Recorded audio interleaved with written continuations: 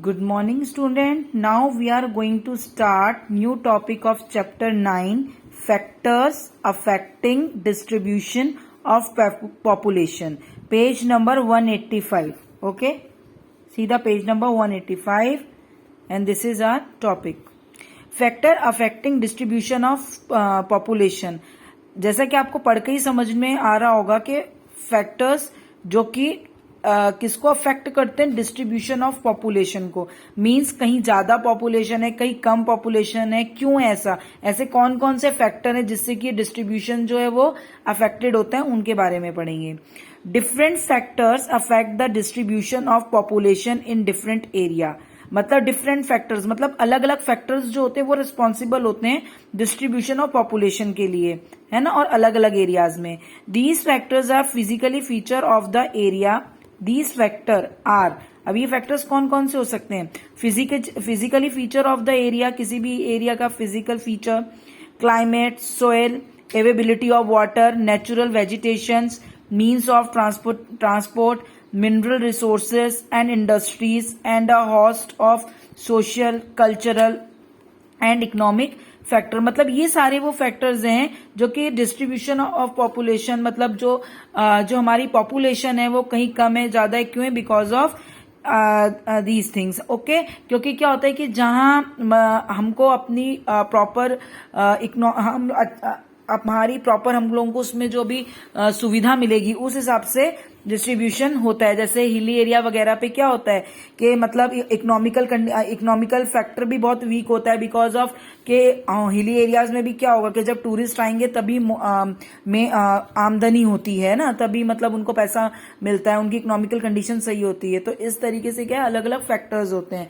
तो पहला है हमारा physical factor. Okay, the density of population is higher in plain as compared to the mountain and desert because people can carry out economic activity easily. देखो वही चीज आगे जो मैंने अभी आपको बताई थी, ठीक है ना. क्या होता है कि हमेशा जो है जो कि ये प्लेन एरिया होगा उस पे हमेशा पॉपुलेशन ज्यादा होगी माउंटेन और डेजर्ट की तुलना में, है ना. मतलब इनकी कंपैरिजन में हमेशा प्लेन पे ज्यादा पॉपुलेटेड होगा plain, because people can carry out economic activities easily. Because वहां पे क्या होगी, इकोनॉमिक एक्टिविटीज इजिली होंगी.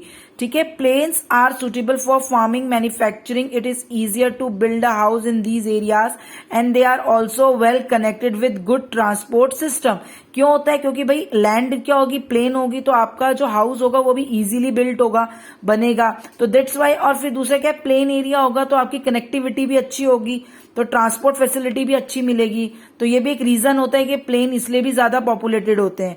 The climate in plain is also suitable. और क्लाइमेट जो होता है प्लेन का वो भी बहुत अच्छा होता है, मतलब सुटेबल होता है. In India, the Indo-Gangetic Plain is densely populated and the mountain and desert region are sparsely populated. आपको इस पैराग्राफ से पता चल ही गया है कि क्यों इंडो-गैग्नेटिक प्लेन्स जो है वो डेंसली पॉपुलेटेड होता है और जो माउंटेन और डेजर्ट रीजन है वो स्पार्सली पॉपुलेटेड होता है. Next is climate. Area having extreme climate with very heavy और no rainfall are less populated than area with the moderate climate and adequate rainfall. जहां पे भी एक्सट्रीम क्लाइमेट होगा, मतलब ज्यादा बहुत ही ज्यादा गर्मी होगी और कोई रेनफॉल भी नहीं होगा, वहां हमेशा कम आबादी होगी, है ना, पॉपुलेशन कम होगी. जैसे for example deserted area. Desert area में क्या होती है, हमेशा पॉपुलेशन कम होती है. हिल एरिया में क्या होगी, पॉपुलेशन हमेशा कम होगी, क्योंकि वहां क्या होता है जो क्लाइमेट है वो एक्सट्रीम में है ना. और जहां पे मॉडरेट क्लाइमेट होगा, एडुकेट रेनफॉल होगा, मतलब सही मात्रा में सारी चीजें होंगी, मतलब एडुकेट रेनफॉल भी होगा, मॉडरेट भी होगा क्लाइमेट, तो वहां पे क्या होगी, पॉपुलेशन अच्छी होगी. Hence regions of the Sahara desert, Himalaya and the polar region have very little population. इसमें पता चलता है कि इसलिए सारा डेजर्ट में, Himalaya and the polar region में हमेशा क्या है, क्योंकि वेरी लिटिल पॉपुलेशन, मतलब बहुत कम पॉपुलेशन है, क्योंकि इनके एनवायरमेंट क्या एक्सट्रीम में है. Soil. A area having a fertile and alluvial soil are densely populated as they are good for cultivation. और जहां भी एलुवियल सोइल होगी और फर्टाइल एंड एलुवियल सोइल होगी वो डेंसली पॉपुलेटेड होंगी. क्यों? बिकॉज अगर लैंड अगर सोइल फर्टाइल होगी तो वहां पे क्या कल्टीवेशन ज्यादा अच्छा होगा, है ना, तो लोगों को क्या होंगे, रोजगार भी मिलेगा और इकोनॉमिकल भी उनकी वैल्यू सही होगी. while area having a laterite soil like the desert and mountain are less productive and fewer people live here, है ना। और इसकी तुलना में क्या होता है, डेजर्ट जैसे डेजर्ट एरिया हुए या माउंटेन एरिया हुए, वहां पे क्या प्रोडक्टिविटी क्या होती है, कम होती है, तो वहां पे क्या होती है, जो पॉपुलेशन होगी वो भी कम होगी। तो the Indo Gangetic plains and the Brahmaputra valley in India, Huangho River Basin in China and the valley of the River Nile in Egypt are thickly populated। इसलिए जो गाँव के जो नाम दे रखे हैं ना यहाँ से, ये क्या थिकली पॉपुलेटेड है, बिकॉज यहाँ पे क्या है, वैसे भी अगर आप देखेंगे ना तो जहां भी पानी होगा ना, पानी नदी वगैरह कहीं पे भी होगी तो उसके आसपास के एरिया मोस्टली देखना ज्यादा डेवलप होते हैं, क्योंकि अगर पानी होगा तो वहां का जो सोइल होगी उसको भी क्या है, फर्टाइली होगी। Availability of water, area which have a good supply of waste water are thickly populated because water is used for domestic consumption, for industry and for irrigation. और जहां फ्रेश वाटर जहां अच्छी सप्लाई होगी, मतलब अच्छी मात्रा में होगा, वो भी थिकली पॉपुलेटेड होंगे वो एरिया, बिकॉज वाटर का तो बहुत सारे यूज होते हैं, डोमेस्टिक कंजप्शन होता है, इंडस्ट्री, इरिगेशन, तो इसलिए अवेबिलिटी ऑफ वाटर पे भी पॉपुलेशन इफेक्ट करता है, अवेबिलिटी ऑफ वाटर भी। और जहां कम पानी होगा या नहीं पानी होगा वहां पे पॉपुलेशन नहीं रहेगी, आप और हम नहीं रह सकते ना बिना वाटर के, वही चीज है। Hence river valleys have more population than dry and arid region. समझ में आई, river valley have more population than dry and arid region. ये समझ में आ गई ना लाइन, कि ड्राई और एरिड रीजन की तुलना में जो रिवर वैली वाले एरियाज होते हैं वो पॉपुलेटेड होते हैं।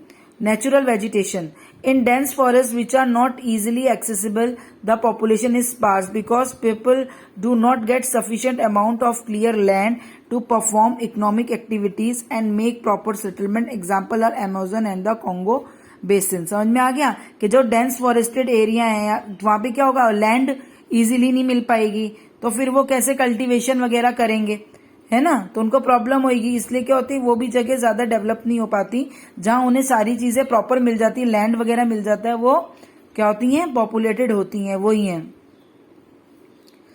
क्योंकि उनको sufficient amount of clear land नहीं मिलता। ठीक है, एग्जाम्पल क्या है, Amazon and Congo basin. Now turn your page number 186। Means of transport, good transport network provide people the opportunity to market their goods easily and also to maintain contact with each other। अब क्या होगा, means of transport, अगर good transport network अच्छा मिल जाएगा तो क्या होगा, लोगों को opportunity to market their goods, मतलब अपने गुड्स, मतलब अपने सामानों की क्या अच्छे से मार्केट तक भी पहुंचा पाएंगे इजीली, और लोगों के संग अपने कॉन्टेक्ट्स को भी अच्छा बना पाएंगे। Hence the population dense in is high on the plains, इसलिए क्या होता है, प्लेन पे पॉपुलेशन क्या होती है, डेंसली होती है, मतलब ज्यादा होती है। Where the transport network is develop as compared to the mountainous region which are relatively inaccessible, मतलब इसके क्या होता है, माउंटेन रीजन पे ये चीज इतनी इजीली नहीं होती है, बट क्या होता है, प्लेन्स वगैरह पे क्या होता है, इजीली ये नेटवर्क बन जाता है। तो जहां भी ये ट्रांसपोर्ट का नेटवर्क और एक दूसरे से कांटेक्ट अच्छा बन जाएगा, वो एरिया ज्यादा पॉपुलेटेड हो जाएगा। मिनरल रिसोर्स एंड इंडस्ट्री, अब ये भी वही चीज होगी कि जहां मिनरल रिसोर्स आपको मिल जाएंगे, जहां इंडस्ट्री ज्यादा होगी, वो ऑटोमेटिकली पॉपुलेशन भी ज्यादा होगी, क्योंकि रोजगार ज्यादा मिलेगा, एम्प्लॉयमेंट मिलेगा तो पॉपुलेशन बढ़ेगी। Region which are rich in mineral deposit attract people because there are more employment opportunity in mining। ये हुआ ना, माइनिंग में क्या होगा, and in the various industry that developed in these mineral rich area। The industry area of Northeast America and Europe are good example of this।